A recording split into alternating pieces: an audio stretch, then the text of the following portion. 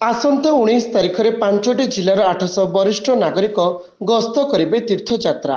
ପ୍ରସ୍ତୁତି କାର୍ଯ୍ୟକ୍ରମର ସମୀକ୍ଷା କରିଲେ ଜିଲ୍ଲାପାଳ। ଆସନ୍ତା 19 ତାରିଖରେ 5ଟି ଜିଲ୍ଲାର 800 ବରିଷ୍ଠ ନାଗରିକ ଗସ୍ତ କରିବେ ତୀର୍ଥଯାତ୍ରାରେ।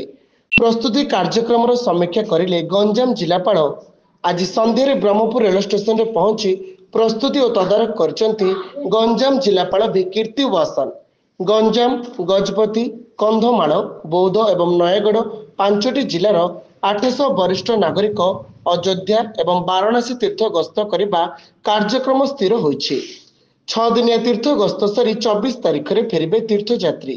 ସୁରୁଖୁରୁରେ ଗସ୍ତ କରି କେମିତି ଫେରିବେ ସେ ନେଇ ଆଜି ସମୀକ୍ଷା ସହ ତଦାରଖ କରିଥିବା ଗଞ୍ଜାମ ଜିଲ୍ଲାପାଳ ଭି କୀର୍ତ୍ତି ୱାସନ କହିଛନ୍ତି। राज्य सरकार तरफ जो इनिशिएटिव अच्छी वरिष्ठ नागरिक तीर्थ यात्रा से गंजाम, गजपति, कंधमाल, बौद्ध एवं नयगढ़ जिलू 800 पाखापाखि 800